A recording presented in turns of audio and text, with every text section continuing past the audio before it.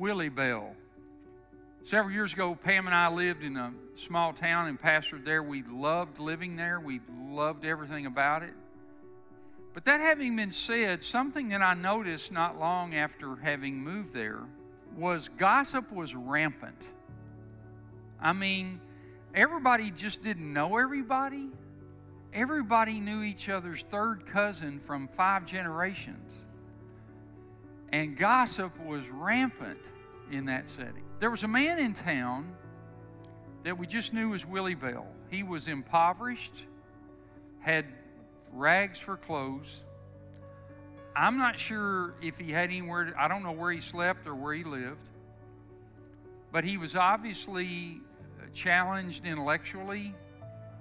And he walked around town, and all of his earthly belongings were in a little cart that he pushed around. That was what he had. That was everything. And it occurred to me one day as I was thinking about that I never heard anybody gossip about Willie Bell. Not one time.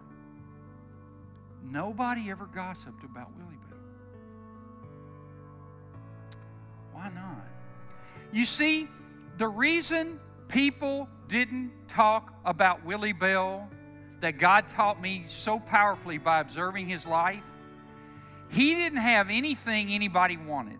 So nobody had the need to gossip about him or tear him down.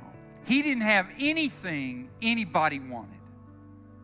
He wasn't a threat to anybody. And what that powerfully told me was, and I thank God for Willie Bell, and I pray he's in glory, and I pray I get to meet him, because honestly, he wasn't really capable of carrying on a normal conversation in this life, as I'm aware. But I pray I meet him. I'm going to thank him for God using him to teach me a great truth. Because in my life, when I find myself having an attitude about somebody, and I'm wanting to kind of cut them down and bring them down, what that's telling me is I got an evil eye. I'm dealing in darkness. And I am revealing the fact that I am envious of them. What I'm saying is that is an example of how envy leads to gossip and betrays what's in our heart. That we're covetous and resentful. And think about what that means even beyond that. What that means beyond that is what we're saying to God. You didn't do a good job on me. You didn't make me well enough.